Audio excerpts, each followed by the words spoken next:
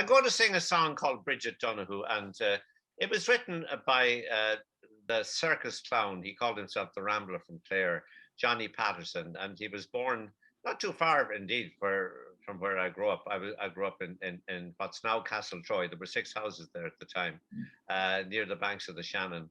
And if you were to go 15 miles into County Clare, East Clare from there, you'd come to the town of Feakle. And Johnny Patterson was born there, and he was the son of a blacksmith, but he didn't want to be a blacksmith, and he made it fairly clear that he wanted to be a musician. So he was enrolled through the contacts of an uncle of his in Limerick in a brass band, and then the circus came to town, and he said, "Oh God," he said, "that's irresistible," and he joined the circus as a musician. But then he fell in love with a woman who was a part of a bareback riding duo, brother and sister, and he fell madly in love with her, and she was named Bridget, and he eventually married her in England and had kids. But he became a circus clown, not just a musician, and a composer of songs, and a raconteur, very talented man.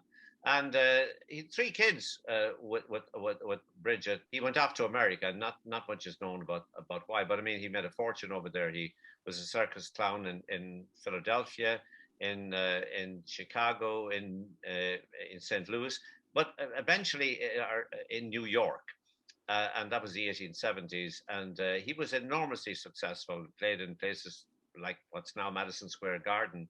And he wrote a lot of songs. I suppose his most famous song is The Stone Outside Dan Murphy's Door and Goodbye Johnny Dear.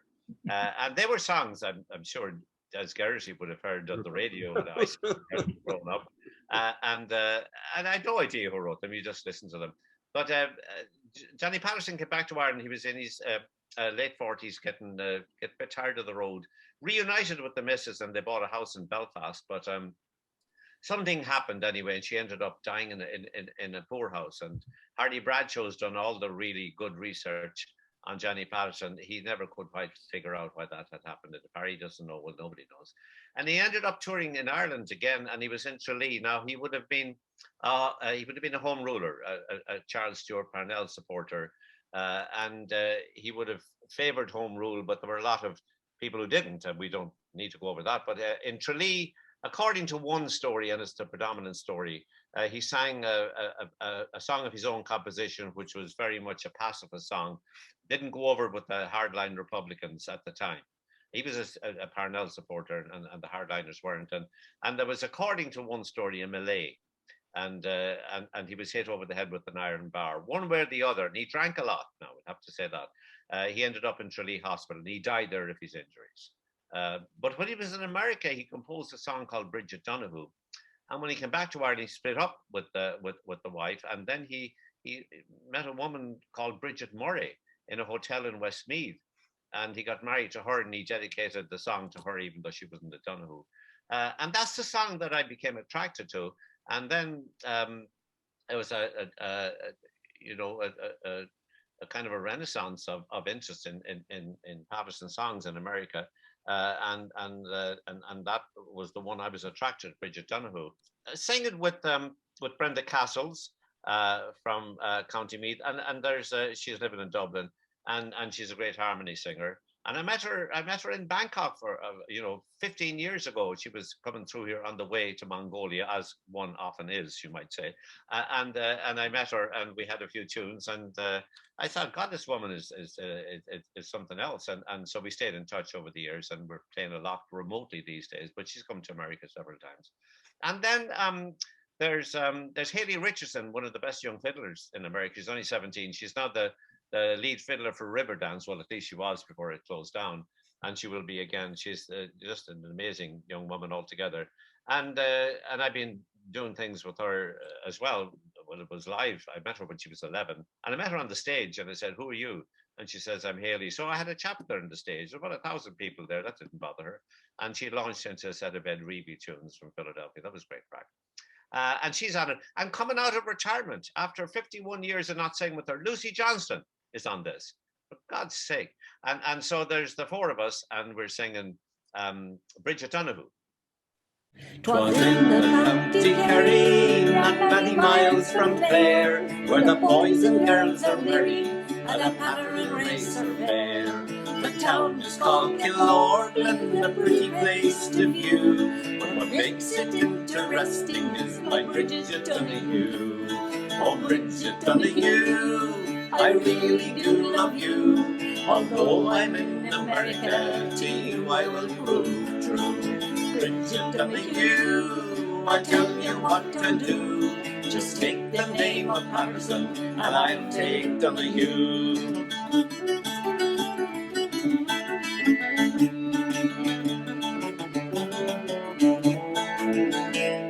Her father is a farmer, a decent man is he, and he's known by everybody from Kilorglin to Tralee. And Bridget on a Sunday, when coming home from Mass, should the people all admire her, they stop to see her pass. Oh, Bridget Donahue, I really do love you. Although I'm in America, to you I will prove true.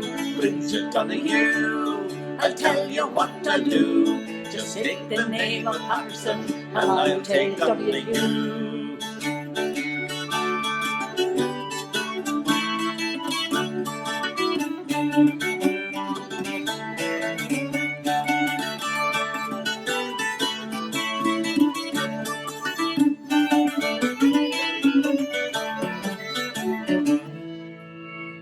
I sent her home a picture, I did upon my word.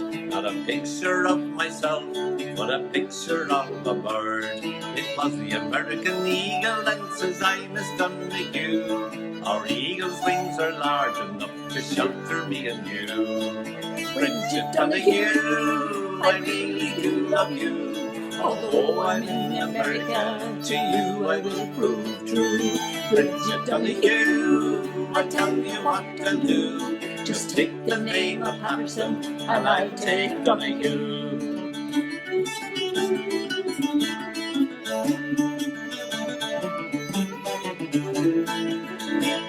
'Twas in the county Kerry, not many miles from Clare, where the boys and girls are merry, and a pattern race and fair.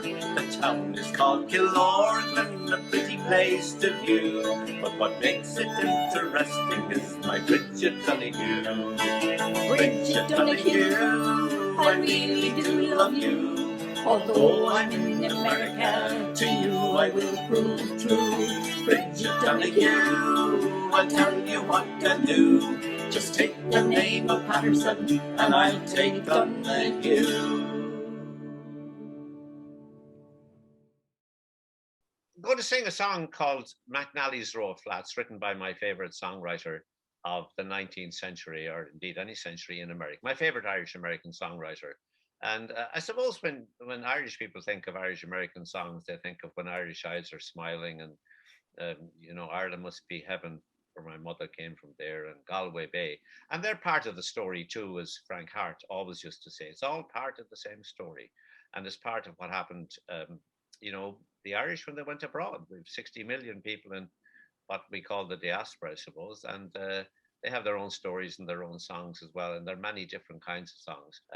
And that's one part of the story of Irish American song. But the other great part of the story has many chapters. Everything we did, we wrote songs about: the Irish and the railroads, the canals, the coal mines of eastern Pennsylvania, the copper mines of Butte, Montana, the gold rush, on and on. And then about tenement life and about Irish politics. Everything we did, we seem to have written songs about it. But before I came to America, I knew nothing of those songs, and I've been on a journey that's 48 years long now, and still learning about them. And I don't think that journey is going to end anytime soon. But my favorite songwriter, I heard about him obliquely through Frank Hart, and it was a man called Ned Harrigan. Now he didn't know, and I didn't know, who'd written the song Muldoon the Solid Man. Oh, I am a man of great influence and educated to a high degree. I came when small from Donegal in the Daniel Webster across the sea. In the city road I was situated in a tenement house with me brother Dan, till by perseverance I elevated and I went to the front like a solid man. So come with me and I will treat you decent. I will sit you down and I will fill your can. And along the street, all the friends I meet say, there goes Muldoon, he's a solid man. Frank Hart sang that, and I learned it from Frank, and I put another verse to it, which I found in America. And that was the first I ever heard of Ned Harrigan. Then when I started to do a bit of research in Professor Kenneth Goldstein Library, I found out that this was a very famous man back in the 1870s, 80s, and 90s. And he wrote over 300 songs with his collaborator David Braham. And David Braham was actually Abraham, dropped the A because of anti-Semitism. First Irish-Jewish combo in American songwriting, and they also invented musical theatre between them. That's another story. But anyway, he became my favorite songwriter in America when I found out the full breadth of the songs that he wrote. And this is a song that could not have been written in Ireland. Johnny Patterson's song could have been. He had the Irish voice, the Irish accent, the Irish sensibility. And Bridget Donoghue, it could have been written anywhere in Ireland. Now, McNally's Row Flats could not have been.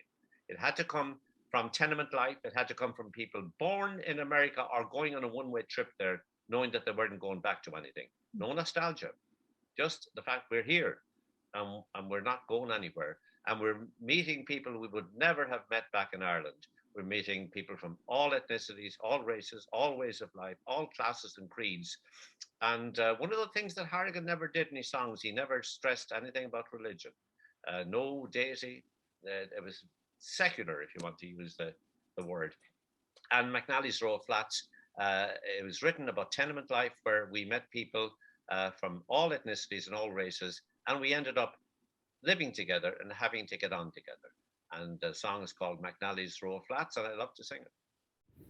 Down in Bottle Alley lived Timothy McNally, a decent politician and a gentleman at that. He loved by all the neighbours, the gossels and the babies, to occupy the building called McNally's Row of Flats. And it's Ireland and Italy, Jerusalem and Germany, Chinese and Africans and a paradise for rats, all jumbled up together in the snow and rainy weather. They constitute the tenants in McNally's Row of Flats. That great conglomeration of men from every nation, the Tower of Babylonium, it couldn't equal that.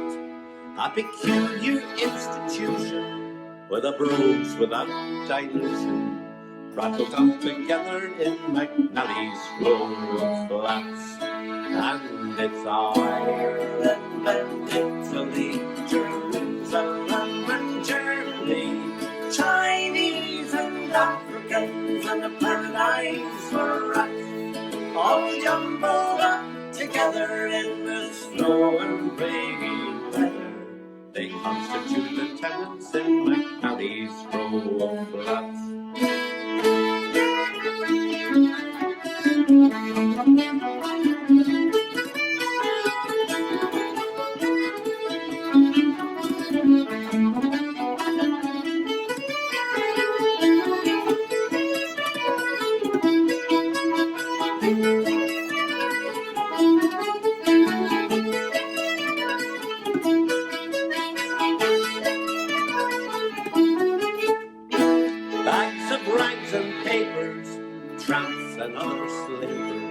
Italian lazzaronis and lots of hungry cats, lying on the benches and dying there by inches from the open ventilation in McNally's Row of Flats. And it's Ireland and Italy, Jerusalem and Germany, Chinese and Africans and a paradise for rats, all jumbled up together in the snow and rainy weather. They constitute the tenants in McNally's Row of Flats. It never was expected that the rent would be collected, levied on the furniture, the bedding and the slats.